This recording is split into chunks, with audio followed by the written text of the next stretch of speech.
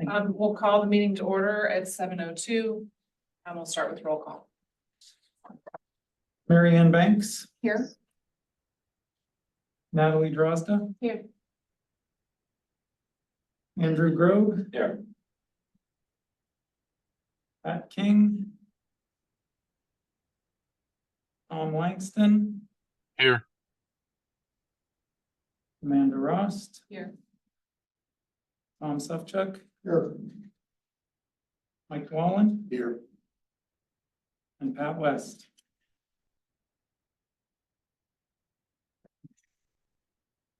Okay, we'll start with the meeting minutes that are included in the packets from the July 17th meeting. Is there a motion to approve the minutes? I guess I should say, are there any other corrections first? Motion. Second, all in favor of approving the minutes? Okay, minutes are approved from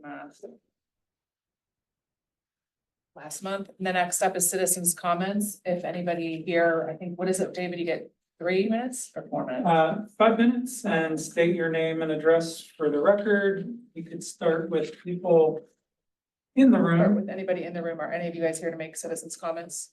Yeah, you can head up to the podium and you get 5 minutes, state your name, your address for the record, and say your piece. Go ahead.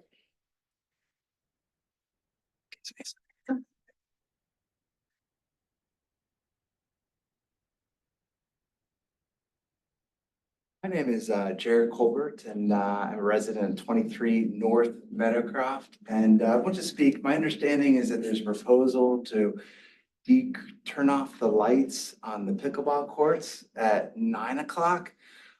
So I just wanted to indicate that would be something I'm not in support of, and I think there's a lot of people who use the courts. We have a petition of over 106 persons who use the courts at later time.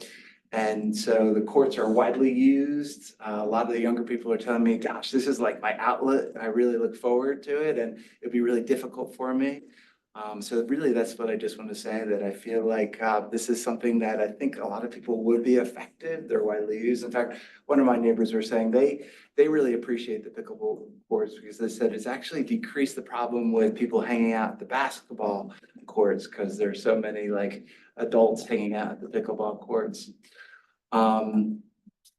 I know there's maybe been some concerns about noise, and obviously there might be some things we could do to try to reduce noise, including maybe putting some type of barrier or some type of bushes along there. In fact, my understanding is that there's some people who even suggested to the town that they would be willing to do something like that. Thanks. Can I just ask one quick follow-up question? Just where on Meadowcroft you live relative to the pickleball? I'm 3 houses up Okay. from the pickleball court, so I hear Hear it. it, you Yeah, I hear it. I'm right there. Okay. How about music? Has that been an issue or you hear it? You know, some people have brought music, but that's not regularly the case. I think that was more regularly the case on the basketball courts. But I don't think typically people are, now the courts are being used. I mean, that from 9 to 10 o'clock, there's all 6 courts are being used. And by the way, it's an incredible system. Everyone loves the fact that you can really play and then have breaks. It's more effective than some of the other pickleball courts in the area. Thank you. Thank you. Do you want to speak as well? Yeah. No, you can try.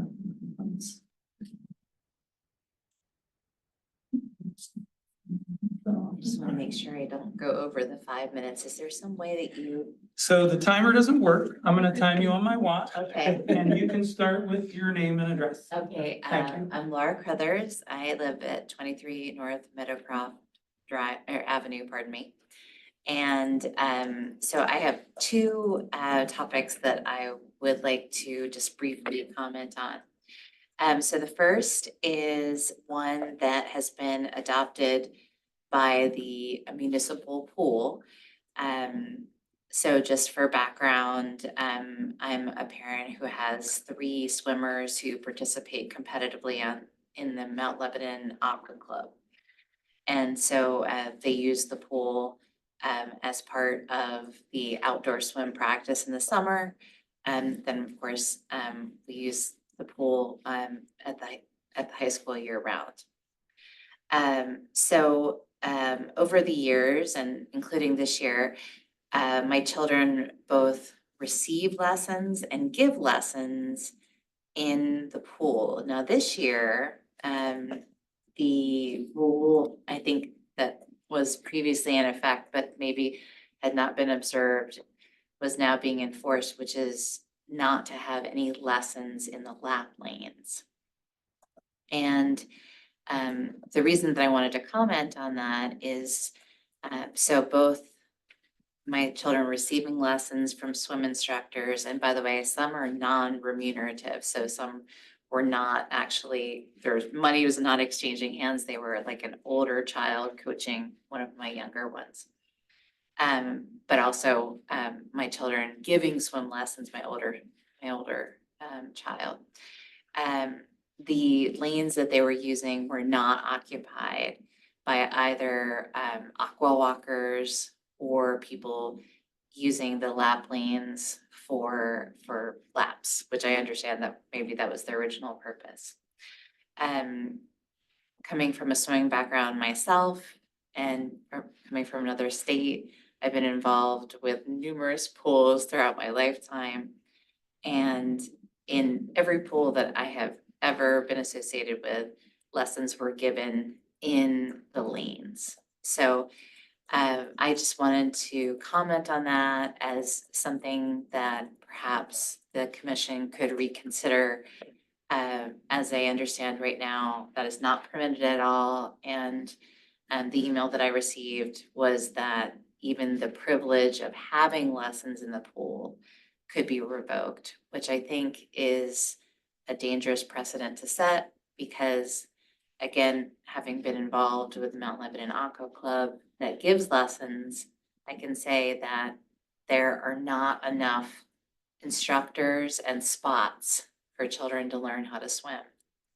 And so this really becomes a water safety issue for children who can't get into the Mount Lebanon Aqua Club lesson provision. So that's the first topic that I wanted to discuss. I'm so sorry. Where am I? That was 3 minutes and 15 seconds. Thank you so much. Okay, so briefly on the second issue, so the pickleball courts. Also concerned about the idea of revoking or diminishing the lights, turning off the lights an hour earlier than they currently are. If you go down and it's not raining, if it's a pleasant night, the courts are absolutely just brimming from 9 to 10 o'clock at night. In my opinion, the sound is mild and actually kind of relaxing. The courts are well used. I think people are respectful. The system that you all have implemented is working beautifully. So just here also to comment to hopefully make sure that the lights still go till 10 o'clock. Are you a pickleball player? I am a pickleball Okay, player, just wanted to- but I'm a very poor pickleball player and a very new pickleball player. And the community has been lovely, just inviting, someone who's obviously not a natural athlete to participate. So, thank you. For the swim lessons, your kids teaching the swim lessons, is there a money exchange on those?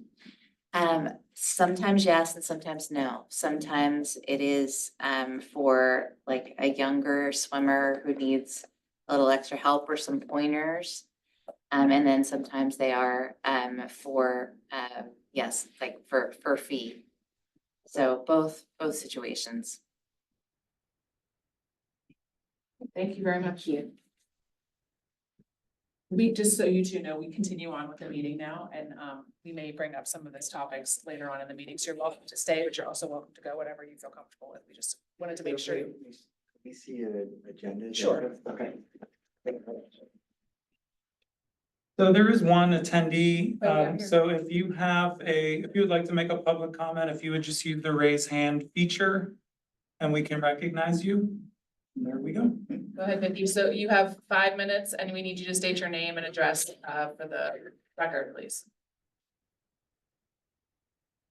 You'll need to unmute. Okay. Mute. All right, I'm on my phone, waiting for a practice to be done, so I apologize, I couldn't be there in person. Can you guys hear me now? Yes, we can hear you fine. Thank you. Okay, all right, perfect. Okay, well, my name is Vicky Guadagnino. I live at 55 Glenridge Lane, and the reason why I'm commenting tonight is because of pickleball. I've been playing for a little over a year and have fallen in love with the game. I feel very fortunate to have courts in our community, and people come from all over the city to play at Meadowcroft. From my experience, it's a friendly environment, people follow the rules, and the paddle rotation system is one of the better ones I've seen. I played at Scott, and their courts are nice, and then some places in Rennerdale as well. It does tend to get crowded, so while people are waiting to play, they talk. I've made several good friends through the game, and along with several Lebo residents, we're thinking about forming a community pickleball group that will hopefully help facilitate the needs that may otherwise not be known to the board.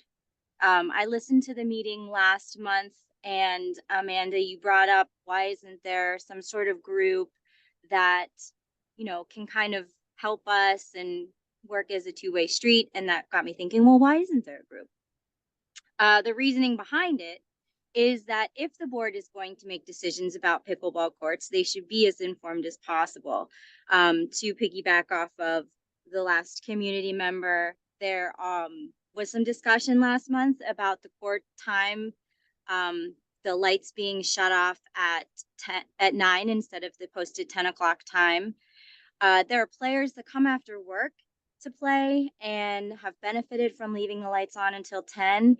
And while I've only stayed till 10 a couple of times, I've seen a lot of middle school kids and high school groups playing late.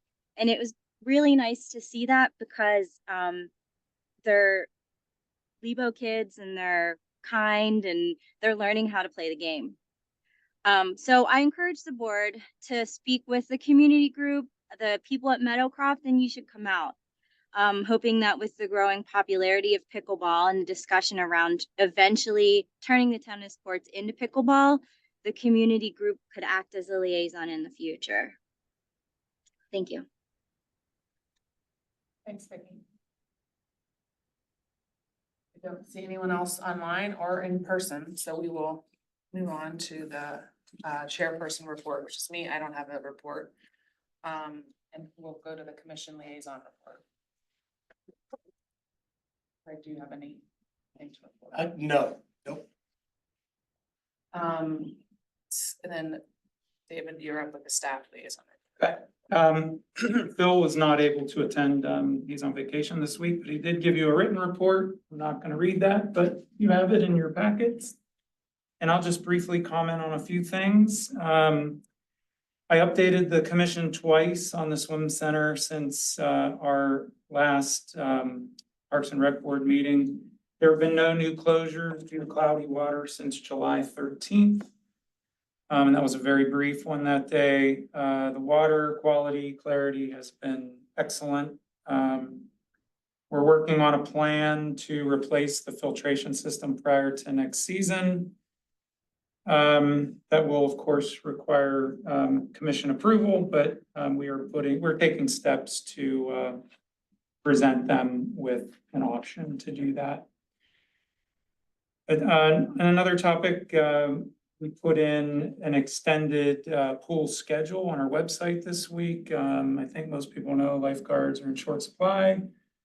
We don't know year to year whether we'll be able to extend once kids go back to school. This was a particularly early start date to school this year. We're razor thin on staff. We have a schedule published through up into Labor Day weekend. We're still trying to determine if we could extend hours into the Labor Day weekend or not. So stay tuned for that. We also just released for the first time our indoor tennis reservation requests. For the coming season, we have a resident-only period from August 12 through 25, so that's been out for a bit. And then an open period from September 2nd through 15th.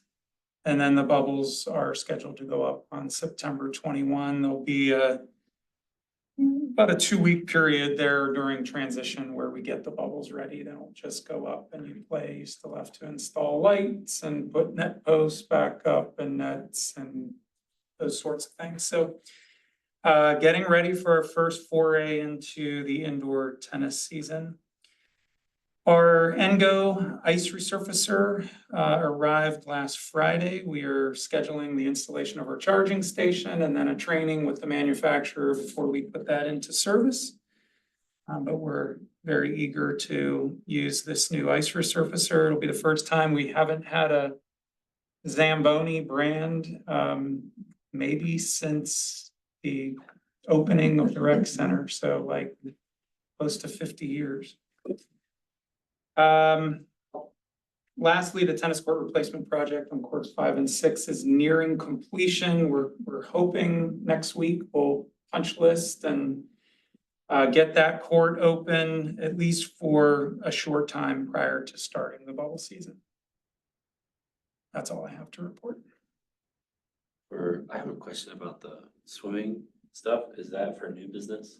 Or when do we? Well, I wrote it down to maybe bring up in Okay. the business, because it's been brought up a couple of times. Yeah, now that's what I in was gonna- citizens' that's fine. comments, so I think we can bring it up. Okay.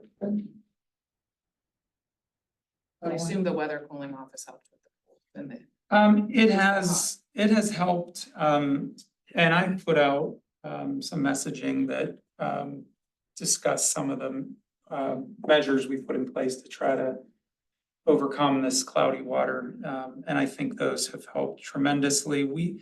Even though we're not seeing the numbers we saw in June and early July, the heat and the high attendance, we've still had several above average attendance days, one day of almost 1,100 people, which is a big day. So I'm confident that the things we put in place are making a big difference.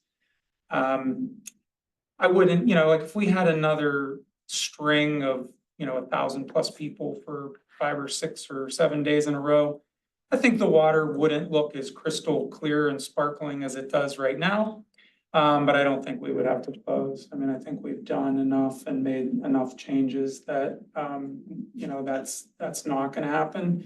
But these are more stopgap measures. These are not sustainable in the long term. That's why the filtration is still necessary, and there'll be many other benefits to that, including energy savings, savings on filter media. It's a safer product. Diatomaceous earth is a carcinogen. This is the new media that we're considering would be classified as a nuisance dust. DE has to go to a landfill. Perlite is the other material, can go in the sanitary sewer. So it'll be way less, there's gonna be savings on labor. There's much less labor involved in backwashing the proposed filter versus the current filter. It's faster, more efficient, requires backwashing far less. So there's a host of good reasons to do it. And then, it's gonna provide the better water quality and the sustainable ability to filter water at high bather loads. So those are some reasons why we would still want to do it. I don't want people to think that, the problem's solved and we can all go back to the way it was, because not a lot of people even realize the way it was, not as clear water as we would like, so it's never been great since we upped our bather loads and changed our filtration system 10 years ago, so. We'll move on then to the subcommittee reports. We'll start with pickleball. Okay, well, it's obviously of some interest. I had a good conversation with Chuck Meyer, who Pat King had recommended that I speak with. He was out of town for a while and I was super busy anyhow. We had a call on the 13th. And I sent around an email summarizing that, which I forgot to print out, so I don't know, David, if you have it handy or something. The email you sent, Yeah, I could make that handy pretty quickly, I think. cause I don't wanna paraphrase my paraphrase of Chuck and get it, The gist of it was though, he didn't think there would be an issue with closing the courts at 9 o'clock. yeah, That was his yeah, opinion. it was. Right. He thought 9 would be okay. He said that there have been intermittent issues with music when he was there and he talked to people and, you know, and thinks that had he been, I realize that music could be an issue. That probably could have been an item on the signage that's up already saying, you know, Sure. amplified music and you wouldn't have a problem. He didn't think the pickleball community would have a, you know, problem with the prohibition of amplified music.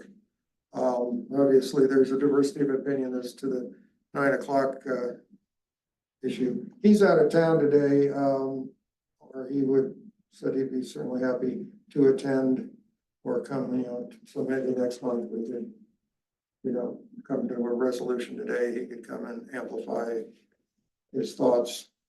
Well, that's the gist. You hit the points. I guess we can open it up to some discussion and, at the end of the meeting last time, I think we were at the point where we were kind of ready to make a proposal.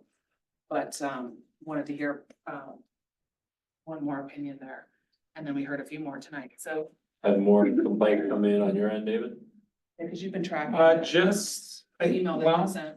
I've been adding them to the, sort of the database that we have in the SharePoint site. There could have been one additional other than the email I shared with you, that day or yesterday. Yeah. Recently, very recent email. So I think it's more the same, and that person is not a new complaint either. It's just a repeated complaint from this individual, who wasn't able to attend, but, you know, wanted to Make sure they were still. To turn on. Yes. How many complaints do we have total? I can pull up the It's SharePoint about site. If I had to guess, I would say a dozen or so. It's probably a dozen, And but it's a direct, some of them are pro and some of them are on, so. and it's my understanding, Craig, is it's the people directly Right. across the street. Not everyone that's directly across the street, but the people that have complained are very Combination of close. noise and the lights. And then Yeah. do we have information about the number of people who play? No, we would have nothing but anecdotal. We don't track There's no that. packet There's of no registration. There's no- attendance, there's no. So the spreadsheet has a total of 14 entries. Let me just try to subtract out the positives. There's one or two positives. One in favor. Think of leaving things till 10 PM. I believe the rest are, you know, we kind of classified them into 3 categories: lights out at 9, noise, parking. There's 4 parking complaints. 1, 2, 3, 4, 5, 6, 7, 8, 9, 11 related to noise. And 2, 4, 6, 8, 9 lights. I mean, my sense, I'm only one commissioner, but my sense is that the commission is probably not gonna care to make a decision. It'll take the recommendation of this board and David, so. Yeah. Whatever this board recommends and, you know, David weighs in on, I imagine will be the same as what the board recommends, probably what the commission does on it. Although they might ask, or they might just, you know, say, hey, great recommendation, let's do it. I don't even know that this needs any kind of commission authority. It's probably just you as the director saying, we think that 9 o'clock is the time because we have a set standard, right, for municipal park open and close hours generally, right? And then we have, Each park has its own open and close time by ordinance. right, And then we have different things like the pool changes, like extended hours are a little bit different than normal hours, right? Rec facilities have hours and roles that are separate from parks in general. And then back to your comment about this board, commenting on it, they were asked by Commissioner Siegler to weigh in on this, Yeah. so that's Yeah. kind of why we're here. So, yeah, I mean, we can post rules separate from the ordinance, like, for example, the park closes, I think, at 10:30 by ordinance. But lights already go off, I think, at like 10:15. We say on the policies, procedures, rules that we posted for pickleball, that we go till 10. You know, we could say just on that sign that it's gonna be 9. We could turn out lights at 9. I mean, there's a number of things that could be done. And you can, I assume the lights are programmed and you could do a mix. It's a timer, yeah. Yep, you could do like My thought. later would on be- weekends or something. I Yes. think it's a sophisticated enough timer for that. I don't It's program Sunday the through lights. Thursday, it turns off at 9. Fridays, Friday, Saturday, you leave it on till 10. Possible. At least as a trial run and see if there's a complaint. If it's a numbers game, obviously the handful of people that are directly impacted are gonna be fewer than the hundreds of people that use the courts for pickleball, right? If it's at the same time, it's a loud thing in the middle of a urban area. I mean, those people are like very close.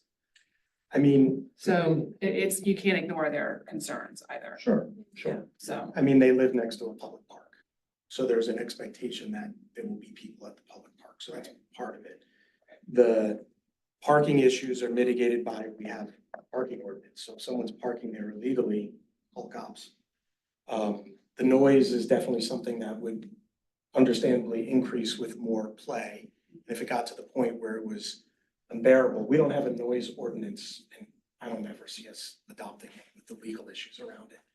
But that would be an issue that would only be mitigated by less playtime. So, yeah, I mean, that's just my sense. Whatever the board decides and makes a proposal for is probably where the commission goes on this. The short-term resolution would be less playtime and over time through plantings and things, there could be some noise attenuation. As we talked about last month, the fact that it's kind of down in this, or it's kind of down in a bowl and the apartments are, good 20 or 30 feet roughly above would make any kind of structural sound wall and something challenging. Yeah. Although there was the firm, the name escapes me, the retired Carnegie Mellon professor who started this sort of pickleball noise attenuation consultancy in the South Hills. And actually Chuck Vietmeyer, apparently his profession is his company, I don't know, but all it does is pickleball, provides pickleball products for municipalities, et cetera. So I would like to think maybe we could, cut back the hours and we can talk about what that ought to be. Like Amanda's idea of, maybe extended on weekends. And then also the municipality through Gateway with some, modest level of effort, looking at what's out there that could be planted or constructed or otherwise attenuate the noise. Over a longer term. and if they did establish a pickleball association, which I think is a good idea, there's paddle, there's tennis, it would not hurt to have that group could help kind of develop some of that, possibly raise money to pay for some of that kind of thing. So that would be a beneficial. Yeah. And once those efforts are in place, then you could bring the time back up to back. And there's, the use of paddles that aren't gonna have as much noise and that, maybe that's something that group could, encourage through that group, yeah, that would definitely help. From the commission side or the administrative side in general, it's frustrating sometimes because we have to deal with what we can enforce, right? So like if we say the lights have to go out at 9, then we have to think of, well, are there gonna be people playing at 9, right? So if the lights go out at 9, but it's still possible to play, the idea is the noise, then we might just have to restrict the playtime and not just lights. the lights would naturally go out if we restrict playtime or Right. close the park at 9, right? So I think we have to figure that out if that becomes part of the proposal, and that's why I was asking about number of people. Is it 100 people? Like, if we have 10 complaints, 100 people playing, I would lean on the side of people playing. Right. Except the people complaining are residents there. They have a financial investment where they live. So I think we have to be empathetic to their situation. Sure. Yep, I understand. And I think that that's why this was brought up in the spring, April, May, and we said, well, we're not gonna do anything in the summer because it's light out past 9 o'clock. And if you Right. turn the lights off, it's not gonna do anything. Right. And more people are gonna be playing in the summer, and we kind of wanted to monitor that and see if the complaints went up or down in the summer, and I would say they've been the same. It's that set of residents that are upset. But during this school year, I think you could definitely implement the lights out at 9. I think once the lights are out, I don't think you can really continue playing unless people were, you bring a headlamp or something, I don't know, I think that would be the signal that that it's time to wrap it up. Yeah. Blow the dark ball. So I'm sure they have. A question about, and there, I think it was mentioned by the caller about possibly converting tennis facilities, current tennis facilities to pickleball. The portion of that part of the main park, the actual housing is further from it than it is in Meadowcroft, where it's just directly Right. there. So there's a little more distance. You could probably have a little more sound dampening within that area. Is it something that we could consider in our future plans for the renovation facilities all included in that? We've already planned for tennis, for pickleball at the tennis center. Okay. It's not funded, but it's in our capital improvements plan. converting courts or new courts? Converting existing, not new I didn't know construction. what the utilization rate was at the. Yeah, I Tennis would be center. interested in seeing that after a new tennis manager is there for a period of time. Yeah, are the If they courts could available? kind of present that information, like some of those top courts, I feel like maybe. Well, And nobody's playing tennis at 10 at night. Right. So- not now. And, I don't know that we would extend our hours, at the tennis center, but the other time people aren't playing tennis is, from 1 to 4 in the heat of the summer, like nobody wants to play. There's some shaded courts, you might find a few, but people generally don't want to play in the hottest part of the day either, so utilization, I'm sure will go up evenings and, prime time, mornings. But I don't know that we're gonna be able to do much like in the middle of the day. I would think if we converted existing tennis courts, we'd get a lot of complaints. Oh, no. Cause all the people that are. The only not in the way that I think you're suggesting, not from tennis players who can't get on a court. It might be about noise. People don't, including from tennis players who don't wanna play next to pickleball. But I think we could support it from a space, perspective. The thing I would worry most about is the noise. And it's not gonna the problem's not gonna go away at Meadowcroft unless you convert them back to tennis. So I don't know that that really changes the landscape. I think if we built a dozen new pickleball courts in Mount Lebanon, you would fill a dozen new pickleball courts in Mount Lebanon, particularly if they're free. Is Williamsburg Park, those are still temporary courts and people bring temporary nets. What are the hours there? Williamsburg, it's closed by sunset, but I think officially by ordinance, it might be like 9 o'clock. But there's or no something. lights there. There are no lights. However, to your earlier point about would people play past, yes. I've seen people bring lights. They're not great, like you don't really, the average person, with a shop light doesn't have enough light to really play, as like you would under real lights, but Right. they will bring lights, potentially. Okay. I think it's a lot less likely on a lit court where the lights officially go off at a certain time. I think people are probably gonna want, they'll probably move on. But I've seen people bring lights to Williamsburg. I think that the people the neighbors that are upset and would like to have the noise stop at 9. They did not, they appreciate the courts. I don't think there was all they're asking for is that 1 hour. They're not asking for the courts to be closed, to be moved, to be somewhere else. So it is a relatively reasonable request in terms of what they would be satisfied and feel better about. So I do think that's another thing to consider. They're not out to crush pickleball at all. So Would there be a thought to meet in the middle?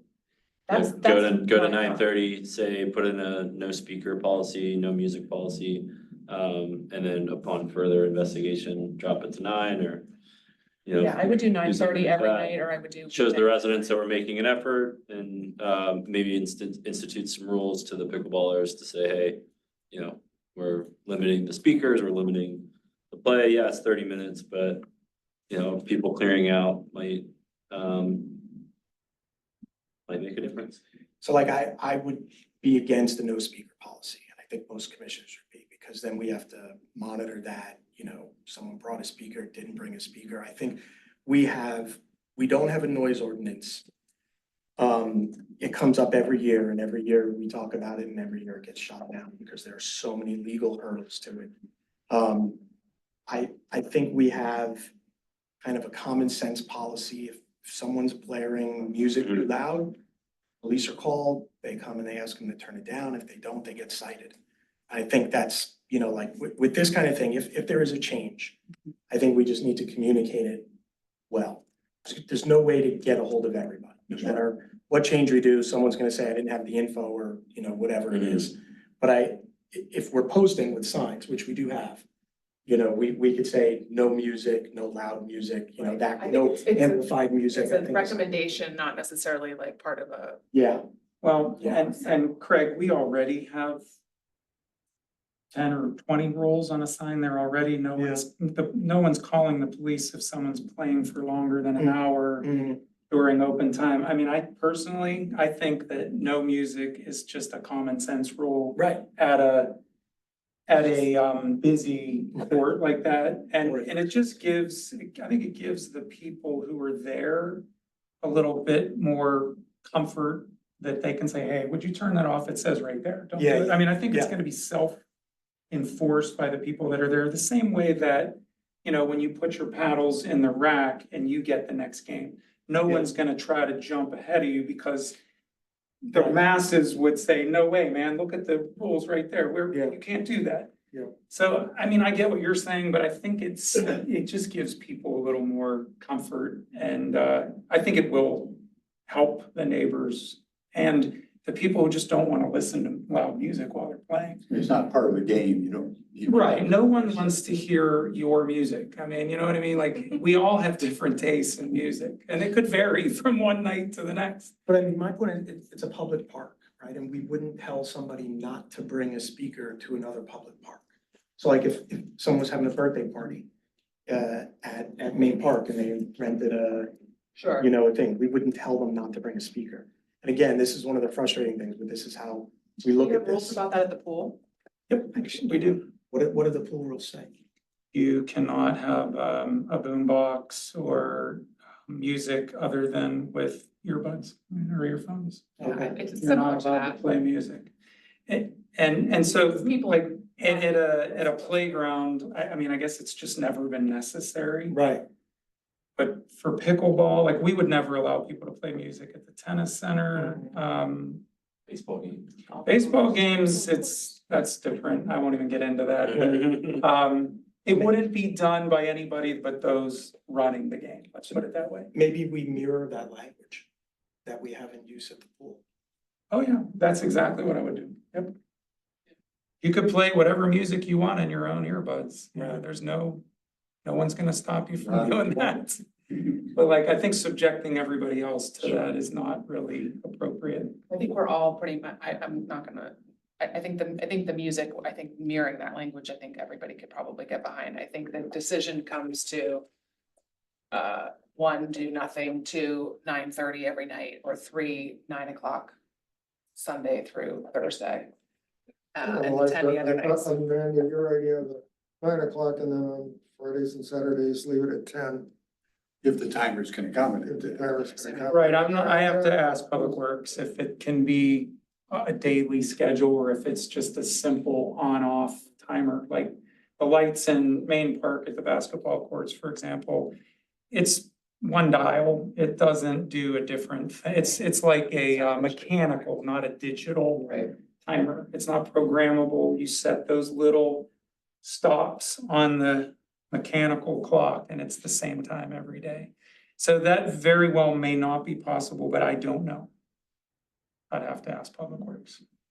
Does anybody else have, that's here or Tom online have any comments? Cause someone could move to make a motion for a recommendation to the commissioners. We could wrap this up at least temporarily.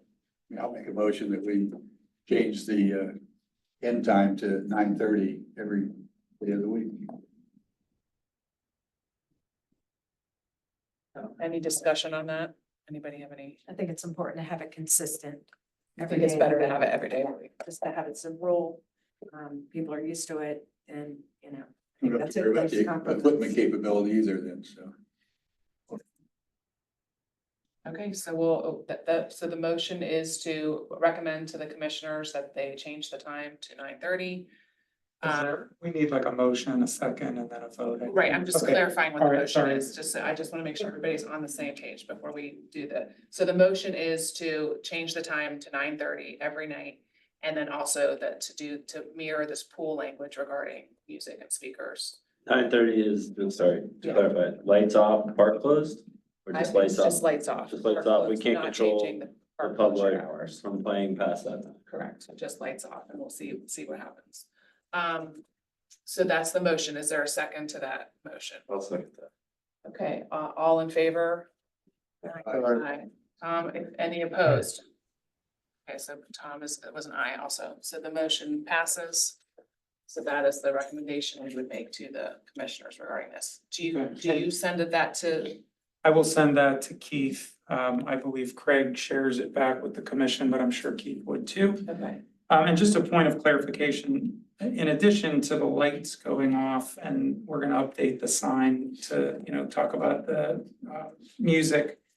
I am also making the assumption we're going to say pickleball play ends at 9:30. Like, we're not gonna just leave it to daylight. We're gonna say It ends. 9:30. Yeah, okay.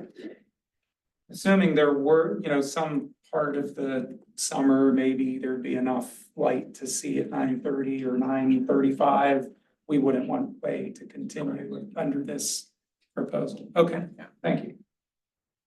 I don't know if we need a motion, but I would like to see at least this board and maybe Recreation Department and Public Works continue to look into steps beyond that would include somehow tracking or at least estimating the usage of the pickleball courts. We have a sense of how many people are there. You voluntary sign up or somebody just drive by a couple times a week and just eyeball it or something. Who's gonna do that or how you're gonna, unless you have cameras, I just don't know. Instead of like a survey camera or something, I mean, just I a don't know if trail I cam. don't think it's any security cameras. I don't know, something, just get a sense of like what the usage is or just. I think when we looked at this initially and agreed to, because we talked about this for a couple of years before we agreed to convert courts to pickleball, and like David said, pickleball is included in the rec redo, the, extra development area up there, converting, so that stuff's kind of been in the works, although again, unfunded. But originally, the idea was, let's see how it goes. But with free spots, like, there's no way to tell, but I think anecdotally, what we've heard from people is that it's great and we like it, It's busy. maybe somebody. I mean, Yeah, When the weather is dry and it's above 40 degrees, the courts are Yeah. like 90 to 100% full. Yeah, but, that's been my experience for them. Close to the area. At some point, it gets included in a future field utilization study, and maybe the association says we have Oh, yeah. 100 members There and you they, go. and they, That's what you need a pickleball association for, Right. because they would be able to keep Keep track track. of that, Yeah. right? But I think from what we've heard, people like it, people want it, and we're trying to figure out ways to put more Yeah, there. And the other piece of it is I would like the municipality in some form to continue to look into the noise attenuation steps that could be taken that are less than a big capital investment or something down the road that could be planned for. I don't think we're gonna touch it. I wouldn't. And Because if we specifically spend money to mitigate noise on pickleball, the next request is gonna be the football field. The next request is gonna be on every softball field, every baseball field, every resident of every park. It's a no-win. I don't think any commissioner is gonna touch that. Could be a function of distance from between the playing field and the nearest residence. Like the tennis center, it's roughly, I balled it on Google Maps a couple meetings ago, like 400 or 500 feet from the nearest residence, and in Meadowcroft, it's like 100. So I forget the scientific equation, but there's sound attenuates at the square of the distance or something. Okay. So Meadowcroft may be a bit of a special case because it's so Right up darn against. close to the residencies. I think it's really tough. Noise, I mean, look, if they wanna make a proposal and bring it up, then we'll discuss it in either discussion session or in, some sort of capital improvement Is that a conversation. topic that the pickleball expert is knowledgeable on? Or should he still be invited to come next meeting? Yeah, I think we could invite him next. If he knows about, Well, there was Yeah. also people that here, I don't know if you saw that a couple meetings ago, that some people, pickleball users were asking for some shade there as well, some enhancements to they put up umbrellas there. to put up some things, because on those hot days there, it's not really shaded, so Yeah. there are some areas for enhancing that space for both noise. Yeah, I know the commissioners have talked about that, but I don't think, has anyone asked? You We had- to the shades or no? Yeah, we had a couple comments that they would like, shade. Right, Um, like those big. I think there was a place that a way that you could kind of do like a sail tarp kind of thing, yeah.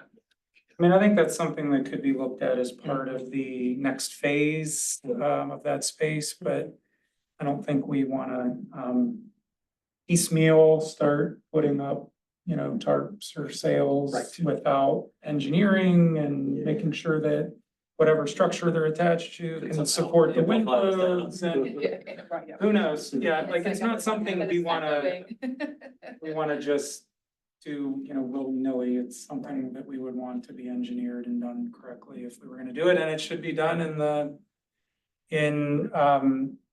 the same, I think, process that the whole parks master plan went through. There's a whole list of improvements. And, it should be looked at in that respect as well. All right, we will move on to the arboretum. Just one final, Yeah. do we want to invite the expert to come to the Sure, next meeting? Is that- Sure, if you. Tom, you want to do that? Yeah, I'll follow up with that. I don't have his email, but yes. If anyone has his email, that would be helpful. Tom, I have it. If you email me to remind me, I will definitely do that. And just for, I'll say this because it's come up. In the case of this particular gentleman who's been in front of the commission many times, there's an obvious benefit to him if the municipality adds more courts, that kind of stuff. Sure. I don't want to say that that's the reason we took longer to do what we wanted to do, because for a period of time, he was the only person advocating for pickleball. Like, in the span of maybe more than a year. So a pickleball association would be a good thing to be someone who advocates for additional pickleball stuff, other than individual commissioners and staff saying, hey, we get these requests, and that's part of why this all moved. But for a period of time, he was the only person advocating for pickleball, which makes it very hard to implement some of those things when the person advocating for it obviously benefits from the installation of those things. Take that for what it's worth when you meet with this person. Yeah, and I don't presume that he speaks for the entire Sure. community. By any stretch, and I think his expertise and other expertise out there could be limited to, you know, I think my interest is limited to what sound attenuation options might be out there in addition to cutting back on the use of the courts. I'm not a pickleball player and I'm not an acoustic engineer, so I have nothing intelligent to offer other than that. All right, we'll go to the Arboretum Subcommittee. That'll be me. So we've met, a few times to try to figure out a event, to host to maintain our status as a level 1 arboretum. I think I just got this like 2 days ago. So, the county's actually gonna provide us with 250 trees, that we could potentially give away. But we will need the help of David and the municipality to potentially advertise a free tree giveaway, as our event to keep this status. I don't really know what all goes into this. I know how to do it on my end with the county, but, you know, I may need a contact to work with like a program coordinator or something, to potentially just set up a system. It could be a first come, first serve until we run out of these. But I think that it's probably the first week of October, we might get them. And then, it'll depend on a specific delivery date, but then we could, give away free trees. There are 5 species of the trees. And I think, not guaranteed, I think we'll get stakes and, tubes with the trees as well to hand out with the residents, all at no charge. So I don't know, yeah, we, Come and get something for free, I think you could. yeah, take- so we may, I don't know if we need a registration. I was talking to Natalie, we don't know what the demand will be. If hundreds of residents are going to come out and try to get these, or I not. think that we could be quite surprised about the extent of the demand based on the Nature Conservancy's plant sales. We are usually out very quickly. So I think that maybe having people sign up in advance could help. Do you do like a raffle? Can you sell like a raffle So ticket? we can to limit, the- we could limit it, again, if it's a 500 drawing or people. something of the two, you know, however many trees you have. Now, the other thing with this, and I won't make guarantees, but there's a chance that I could get us more trees if the demand is that much for it. There is a program that the county is partnering with, it's 10 million trees. And they're giving out trees to many municipalities and different groups. And it happens that I'm working with a gentleman who is going to house all these trees and just unloaded like 18,000 stakes and tubes, so. We're waiting on the trees. We think we're gonna have plenty of extra. I signed us up for 250. And it's across a lot of the species that are better in like more wetland areas, but I think people would take them, so. We may need some assistance from the Sure. municipality to advertise it. Yep, once you nail down your details and if you want signups or not, we can put some promotion together for you. We could find a place in the municipality where you could set up and where it'd be easy pick up and drop off. So let's talk Okay. offline, just let me know, you know, what dates you're targeting and how you want to handle it.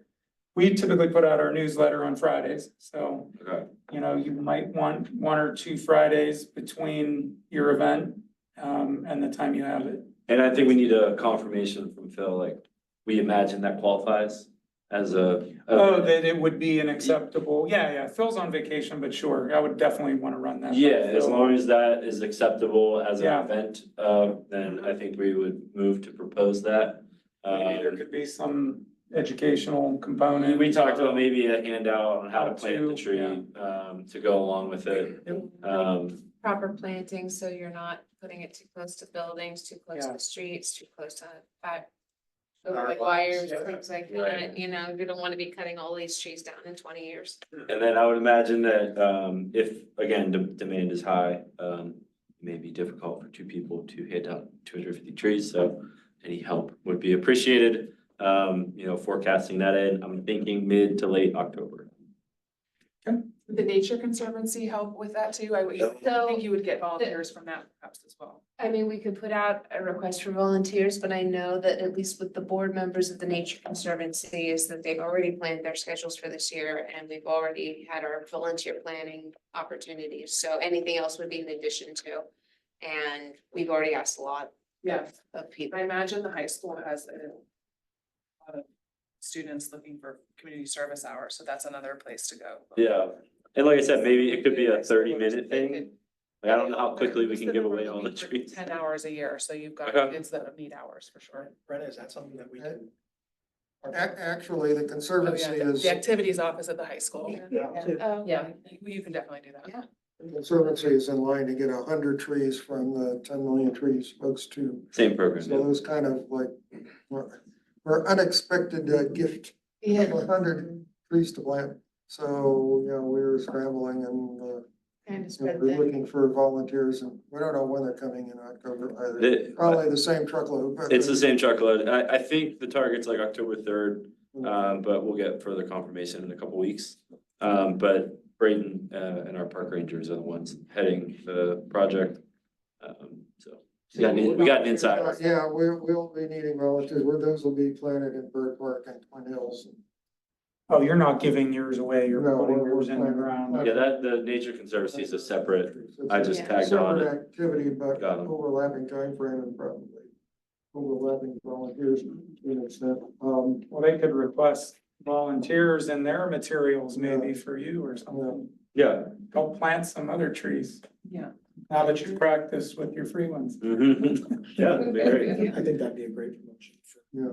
municipality to find out what the demand is. The only thing I would say, so you come plant one in the park and then you get to take one home. take one home. We have zoning restrictions as to where trees can be planted, like you had mentioned, close to buildings or, you know, we have rules related to easements and, you know, we have municipal trees and rights of way and backsides of properties and stuff like that. So we would probably want to be clear with that. And then we have, I think the wording in the code is a little bit harsh, but I think we actually call them illegal trees or illegal plants and trees. There are some things that we deem invasive, right? And then there are some things that we say you're not allowed to plant. So we should make sure that the lists jive. They're native plants. Yeah, these are all native and I believe they are like low growing, like they don't. Okay. But again, the other factor in all this is like, we're not 100% sure what we'll all get when they get delivered. Yeah, So we'll split them up as best we can and, yeah. yes, so I think there's a part of like working out how to get them here too, but I think I have that, trying to work that out with the county will deliver, most of it to us, so. But we may need to store it at Public Works or something. Code has, Could use a staging area, Public Works perhaps. Maybe Public Works becomes the pickup too. I mean, if that's where they are, rather than cart them around. Yeah, and maybe I'll talk to Elaine, cause I'm sure it'd be easier on the county to do all of this at once. Phil when he's back. Yeah, exactly. we have fined people for having trees that they're not supposed to have. So like, the one thing that we would be concerned with is, are we giving people a tree that we would then turn around and fine them for? Right? Yeah, I'll confirm, but it's Like a not. brochure that you pass out would be one side, how to plant the tree, and the second side, here's all the rules about where not to plant the tree. That's right. Yeah. You're talking about specific species of trees, Exactly. yeah, large shade trees. And it's like, it's very, it's like not subjective, it's very detailed in our code, what can and can't be. Where can planted. somebody find that information? Well, I think that that's supposed to be automatically updated to the DCNR list. That I don't know. Well, I know it was recently changed though. You know, last year, the Parks Advisory Board looked into that. And it was synced up with the DCNR list of noxious weeds or noxious plants. Right. Yeah. I don't know if that's the right term, but that's the right idea Yeah. of things that, you know, that should not be planted. Now, it only applied, as far as I know, to Saldo, you know, the redevelopment, new development. Obviously, there isn't much of that around here. So there's probably separate regulations on replanting trees, like sticking one between the sidewalk and the street or whatever, without municipal permission. So our plan is, that's our plan, maybe we'll get with Phil, and I hope we'll have more detail on a vote as a date for the program at the next meeting. And if you need help with volunteer, if you want to go the high school route, let me know and I'll Okay. connect you to the right person there. All right, we'll move on then to old business, the field census study update. I think we kind of had asked everybody to look at that since the last meeting, and we would answer any questions anybody had about that. So I don't know if anybody had a chance to, or they have anything to ask. To admit, I came to class not during my homework. I meant to read it this afternoon and No, then that's fine. pesky client actually wanted me to respond, so. And if, Craig, we haven't had a chance to really talk about it either since we presented it to the commission, so we can, kick the can down the street for another month, but at some point, we should sit down and talk about what the kind of next steps are, or what we think. we should Yeah. do with it. I think, so we've talked about this a bunch in the commission and the recommendations are pretty clear. The question is, where do we go? What do we do first? What do we do that has the lowest kind of, the highest impact and the lowest cost, that kind of stuff. They seem to be, individual commissioners seem to be, because we've had other requests for lights. And lighting was a big part of the recommendations in terms of hours. I think what the commission gleaned from that too is if we're really gonna make an impact, it's gonna be developing McNeely Park. So we had brought Dan in, Dizeroth from Gateway, because they had drawn up the original plans and talked to them about updating the cost of those plans. But I don't know that we officially as a commission said, hey, get us a cost. We had just kind of talked about it and hey, let's continue talking about it. But the idea was, we've got a plan, the plan seemed decent. Give us some sense of cost, because that plan is like 10 years old. Sure. And the sense was that it was gonna go from 4 million to 10 million. That was kind of like a back of a napkin. Sure. Kind of sense. I gotta circle back with Keith and the rest of the commissioners to see if we're telling Dan, hey, can Gateway come up with a real number for us? Conversations that I've had with Dan are, yes, the plan is still valid. That's the best use of the space in terms of our current ordinances for development. And it was really just a cost thing. And then how do we include that in? Because that's not something that we can pull from a fund. That would be like, we'd have to do a bond or, something like that. Well, and I think that the timing is good because there's obviously other things that need to happen in the next couple of years. That would also be a bond Agreed. expense. So, I'm gonna just kind of flow this, unless anybody has questions about the field census study, I was gonna flow this into the next item of business, is reviewing McNeely Park recommendations from the park master plan. So we had talked about that last time. And what did the parks master plan actually say? I read through that, because David, you sent us the link to the park, and I went down and scrolled down to that parks section. Right, and then I also shared a spreadsheet with the specific recommendations on the back of your packet. Is a quick summary of both, the immediate and then the future amenities. The one that I wanted to strongly unrecommend is the 6 to 8 acre dog park. I think they had looked at this as really keeping it more of a nature park. A lot of these recommendations fall into that. And I think the proposal that I saw, at least from 10 or 15 years ago, had a dog park as part of it, but it was not 6 to 8 acres. It was, a corner of, it was kind of it was a diamond field, 2 rectangle fields and a dog park. It was a dog playground. It was a dog park. So I think when we talk about this, the recommendations, I don't know that like the committee is recommending everything sort of on this list. This is just what came out of the Parks Master Plan for sure. Oh, yeah, this is just for you to be aware of Yeah, what was what was in in that master plan. Yep. But if that's sort of like the commissioner's Bible in terms of like what they're following, I Well, don't know that this is what we would actually recommend as a commission or as a board. oh, yeah, for sure. And I think maybe prioritization is one thing. Right. And there's a lot of, interpretation here. Consider future amenities and programming. Well, that's anything under the sun. Right. I mean, so. Yeah, I think there's your area. Yeah, right yeah, there. it was very broad. It was just the 6 to 8 acre dog park. I thought, oh, no, we don't want this whole thing to be a dog park. very large. That's a very large dog. That's a lot of dogs. I have a question about the McNeely Park plan. if it acknowledges the, I know that whenever I look at the things that we saw, it's very close view, of just the park, and you don't see the outer context. But in that area, I know that Castle Shannon was trying to do a trans-oriented development at that station that fell through.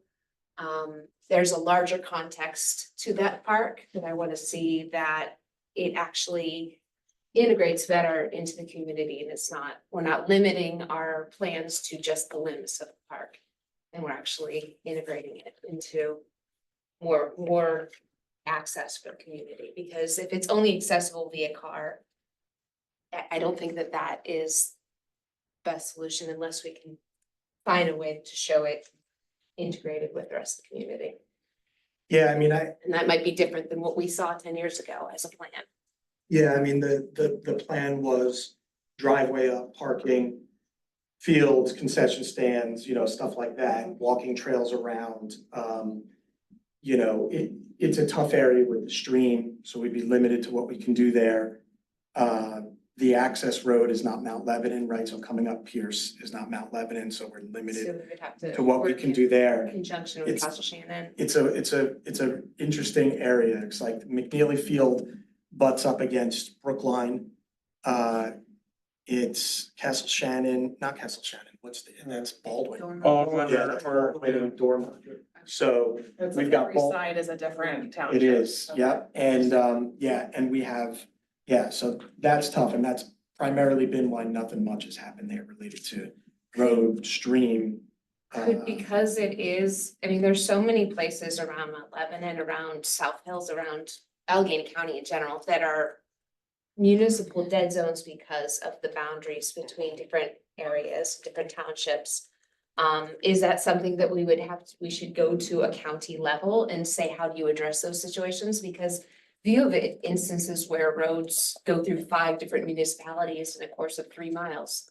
Yeah, it's tough, right? Because you think You about, can't you think do a about, master plan if it's 3 different municipalities. it's a tough area. You think about sidewalks, right?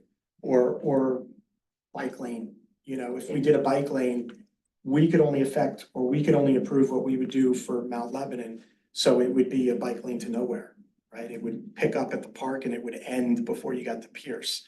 So you would have to have cooperation. I mean, when we got a lot of complaints when the developments were done up on Dorchester that we were causing adverse effects to the residents on Dorchester, which are city of Pittsburgh. So we got together with Domi, city of Pittsburgh, Brookline, residents, Dormont. And we brought all of those groups together to do very quick approvals so like the developer working in Mount Lebanon improved Pittsburgh's storm and sanitary system, improved their sidewalk system at their cost. But that had to get approved through city of Pittsburgh, through Domi. So that was all facilitated as part of that project.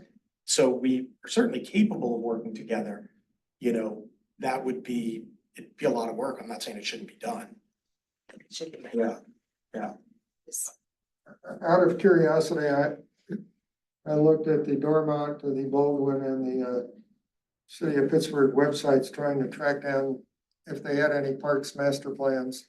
If there's any reference to McNeely, and none of them referenced it, which is not surprising, but to Natalie's point, somewhat a tad disappointing, but again, given their purview, makes sense. I viewed the master plan when I reread it in prep for this meeting as sort of a phasing development approach, because it seemed like a first phase for years 1 through X, and Lord knows what X is. Development, make it usable, for accessible and, hiking or, trails and things. And down the road at some point, when the funding became available, it could be further developed for additional, ball fields or even the rec center, although there was the more expensive alternative from the rec center portion of the Parks Master Plan. Ian had put together a plan for walking trails, and I think it was like a minimal parking, access in, that kind of thing. And a previous commission had, I don't know if I don't know that funding was ever allocated for it. I think Well, he they had, admitted applied for a grant for it, I think. Yeah, that's right. Grant for it, and that was denied. right, and I think that was kind of like the end of that project. And most of the commissioners were also not interested in developing it as a walking trails. Because the cost was gonna be like $700,000, and most of it was in creating a parking lot and an access road. So I think the conversation was, why bother until we figure out what we wanna do with the place?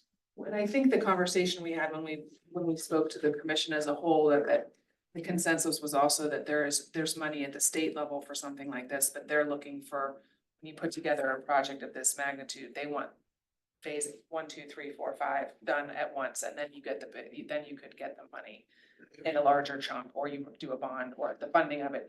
It's almost easier to plan out the whole thing and do it all at once than to try to do it in phases, as the Parks Master Plan is more set up to look at it. And I think we would see additional levels of cooperation with the school district too, because the types of fields that were planned Yeah. are fields that the school district would be interested in using. Well, and I was surprised, that was one of the things that surprised me is when I talked about it with the athletic director, he was ready to move his baseball team on a full field there in a second, and he would bus them there and be happy to do it, because although Seymour Field is close to the high school in proximity, it is not an ideal baseball field for a high school sport, so he was open to that idea, and then that kind of changes, the cedar turf, what that shape looks like. Yeah, That becomes then maybe just a rectangular field versus a 2-diamond, or maybe it stays a 2-diamond. I don't know, that's something to look at, but that, having the idea that the school district is part of that is it kind of changes things as well. and maybe even utilization. Oh, yeah, I mean, and we're all bursting at the seams, that Yeah. they are just as much as we are, trust me. This fall the fall field meeting was a tough one for everybody, so to get everybody what they wanted, nobody left happy, so. The knee is alive and well, for sure. Okay, well, we'll move along on that topic. Is there any, are we done with McNeely for the foreseeable, or any follow-up we should look at? Well, I think the follow-up is to go and ask, I think, to start with an overall price. I mean, I think we would definitely recommend to have Gateway to take a look at what the updated price would be, and so that's a starting point. Yeah, I mean, if this board wants to recommend, let's get an updated plan for something to be developed there and Yeah. and a price for what that would look like.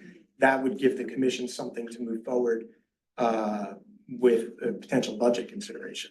Or if we can't get it done in time for budget consideration, to have some estimate from Gateway so that we can have a holdback or give something to Andrew McCreary to say, when he starts sizing up potential bonds, for him to know that, hey, we need to have $10 million in there that works into his pricing and stuff like that.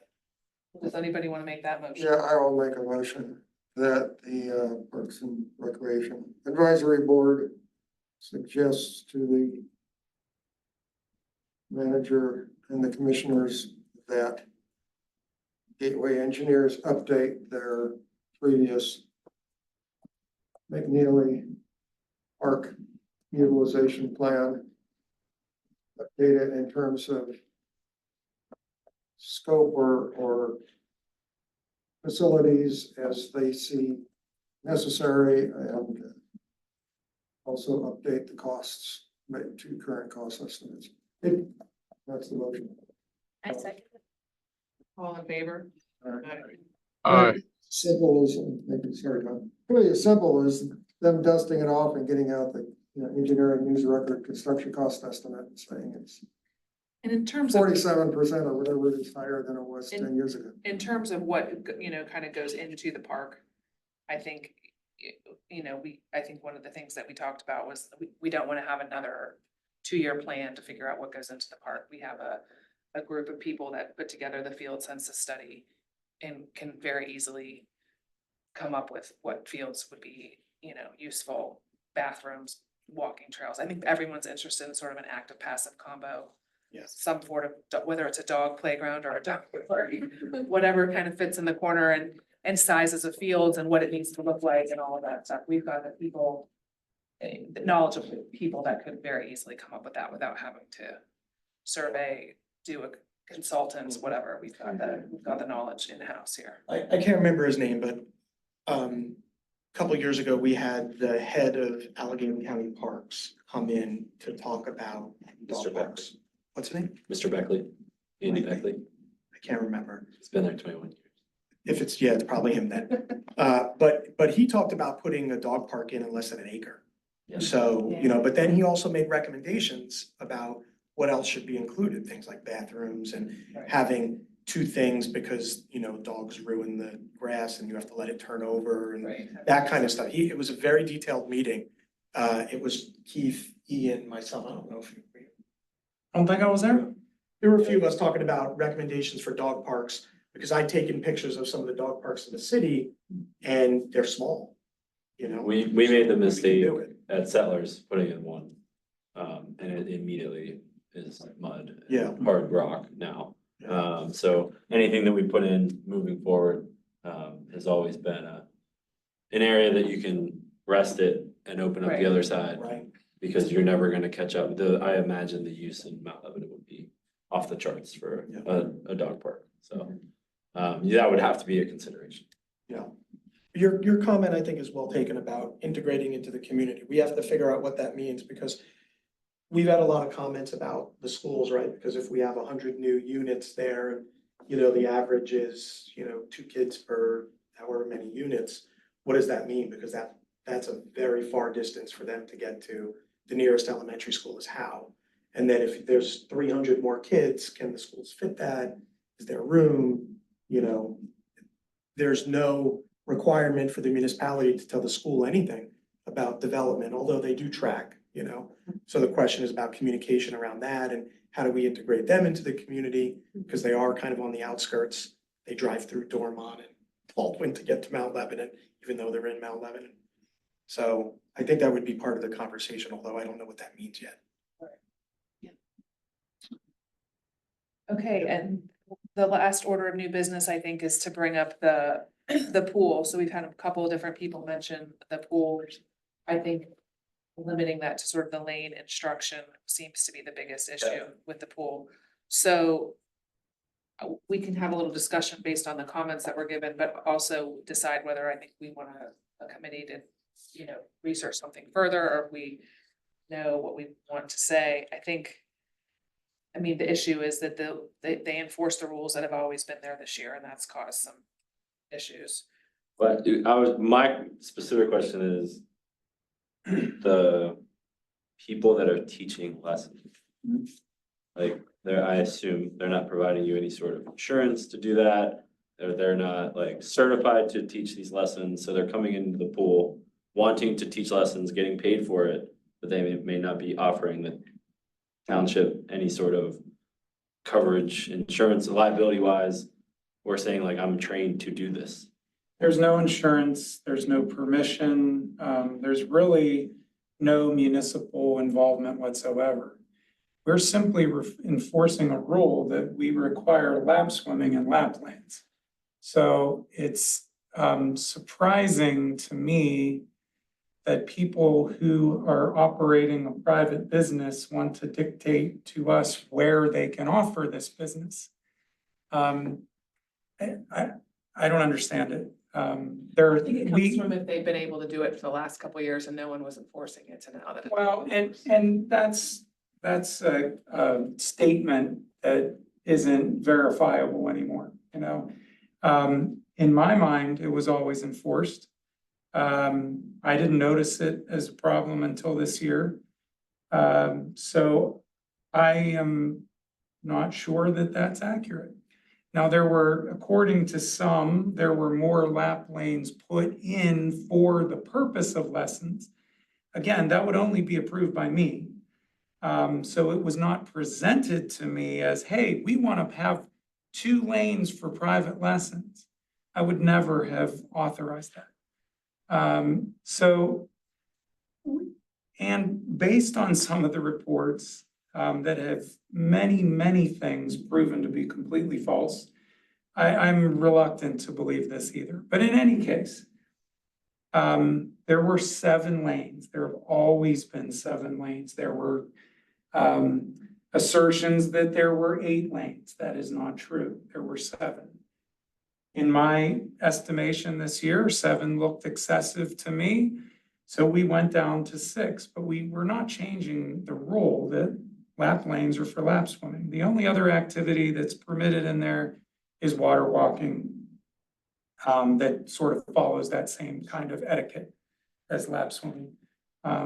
All that is subject to our control of our lifeguards. That's how it works. Are the people who are providing lessons, are they just like random people? Like, I know that MLAC does some of the learn to swim stuff, right? Mount Lebanon Aqua Club has a very large chunk of time every summer to conduct swim lessons at our pool. But that's different than what we're talking about, right? This is This is during like a high public school swim kid- session. The high Yeah. school kids teaching his 6-year-old neighbor how to swim. Just random, and that person was paid to teach their kid how to Maybe paid, swim. maybe a Maybe favor. privately paid by that Right. person. But it's not MLAC, it's not part of the Learn to Swim program. It's not an official MLAC activity to my knowledge, but I guarantee some of these people work for the Aqua Club. Here's just another little anecdotal thing. I noticed this year on one particular day, 11 different instructors in one day. Each instructor conducting multiple lessons. That's not what our swim center is for. To present it as, well, we're, preventing drowning and we're doing all these good things. Well, yeah, that's true. But that's not, the American Red Cross would not tell you to teach swimming lessons in a busy, active, leisure pool. That's not what they would recommend. A swim lesson should be conducted in a controlled environment, not in a very active outdoor swim center. That is why the Aqua Club has dedicated time in the morning. We also have an indoor pool at the top of the hill at the high school that has, I am assuming, swim lessons. This is not a good place for swim lessons. But if you, Tom hasn't said anything. oops, sorry, Tom. Yeah, I mean, David, we talked about this, and I think the one thing that I want to raise is it wasn't as much the opposition of teaching swim lessons in the pool, a friend or a parent teaching. It was the fact that they were using the lanes, and Exactly. I think that's what it came back to is where there is an encouragement to come and teach, learn to swim. This is what we talked about is. It's not a consistent, you probably know the terminology better, but it's a continuous lane. It's a continuous swim, continuous movement in a lane. And where you're stopping in the middle of the lane and you're teaching, that's what we're talking about. And I think it's maybe how it's wordsmithed, but it's not discouraging the teaching of swimming to someone that wants to learn how to swim. It's the use of a lane for the purpose of teaching somebody. I think that stretches into now it's a revenue stream for people as well. But I think, we've really looked at this from a standpoint of there are places in the pool to teach individuals how to swim. This is more about the actual like competitive swimming more so than it is learn to swim. And I'll just add for my end, I think I deal with similar things. At our pools, I'm not out to get dad teaching kid how to swim. Or like brother teaching sister how to swim. We are after someone trying to use our facility as a profit without providing insurance or any sort of clarification on what you're certified to teach. I would ask if this was my pool, I would ask if those people that are certified to teach lessons would be interested in partnering with the municipality to offer more classes and go about it the right way if the availability would be there to teach lessons. But I would imagine that, the pool manager isn't gonna be kicking dad out because he taught his kid how to swim. But I think what you were saying, David, is it's not a great place to teach people how to swim. That's what's pushing them into the lanes, because the lanes is a quiet uninterrupted space to teach people how to use, and they're seeing them unoccupied and therefore thinking they're free to use them. I get the logic of doing it, setting aside the money part, because I do agree with like, no one should be coming into the pool. They should be, if they're doing it, they should be giving a cut to the township for the maintenance of the pool. That's your overhead. But To Andy's point, yeah, we aren't out to stop a parent from teaching their child, a sibling teaching another sibling. And frankly, we don't know what your relationship is to this person. That's Maybe hard. you're a neighbor doing a good deed. Right. I don't know. We don't really want to become involved. It's when people are trying to demand private space in our pool for an activity that is not permitted, is just not gonna happen. Right. That's not what we're doing here. It's not a good place to teach a lesson unless we're not crowded. Then there is plenty of space anywhere other than a lap lane. Why do you need to, again, demand a lap lane if there's plenty of space elsewhere? If there's no space elsewhere, it's too crowded to be teaching there, period. So Again, is this a private resident who's requesting that, or is this the club that's requesting that? there's no club request. It's, mean, if we it's, had- it's individuals who think that it should be permitted. So I mean, I guess I don't see the issue. If we have a rule that says lap lanes are for lap swimming. I think that the issue is people are upset because their claim, and I don't know. It is that they have always been able to do this, and now all of a sudden this year they're not. That's what they're coming and saying here in the public comments. The That's, lanes are empty. They're- and that's the question I had. Is there anyone tracking during the day, again, the use, back to utilizing, knowing? Are the 7 lanes used half the time, none of the time, all the Six time? now, by the way. 6, sorry. Yeah, the Now, solution, no one is tracking counts we don't on a really daily know basis and, If we could go down to 3 and. we have plenty of other activities to do. The solution would be if we find lanes aren't being used by lap swimmers, we reduce lap lanes. We're not going to hold lap lanes for people. That's us endorsing an activity, Sure. which Andy points out, we know nothing about what their Right. And I'm credentials not are saying that, I'm or what's saying more going just, on. do we need to think about the number of lap lanes so that we're opening up the pool just for Sure, more free which swim? we already did. We went from 7 to 6 immediately. And there's no way of knowing how many lap swimmers would come if the guards weren't enforcing the rule that you have to lap swim. If I want to lap swim and I show up 3 times and there's lessons, people playing, Right. fooling around, I can't lap swim safely in that environment. I'm gonna be out of there. So you have to give it a shot and, we can continue to evaluate it, but this is an agenda being pushed by very few people. We're not going to provide space for people to conduct private lessons during the day. We're not doing that. It's not our program. We are providing leisure swimming, lap swimming. We're not providing lessons. That's not a program we have. At that time, it's offered through the aquatic club in the morning. In private time, yes, Yeah. for their You know, exclusive there's use. a parallel situation at the golf course. There's a teaching area there, but only authorized people can give lessons. I can't take Correct. my son there and give lessons in that Correct. teaching area. So it's never been an issue there that I'm aware of. Right, we have agreements in place and insurance requirements and credentials required to teach at the golf course. We would only allow our certified staff to teach at the tennis center. If an instructor rolled up with a basket of balls and started trying to teach on our courts, we would show them the door. We do it a little bit differently at the swim center just because I think of the nature of that activity, the more free flowing activity there it's tough to say if it's a parent, child, sister, brother, neighbor, uncle, friend, whatever, we don't know. And frankly, we don't want to get involved. Now, if I saw a coach on deck barking orders to 6 competitive swimmers in a lane line, we're gonna shut that down. It's not a place to conduct a swim practice. It's a recreational activity, not. Exactly. So, I mean, there are limits to what we would permit, and I think so it is a privilege that they're allowed, but if I see 11 and 12 instructors in a day teaching a half a dozen or more lessons each, yes, it is a privilege we will consider rescinding.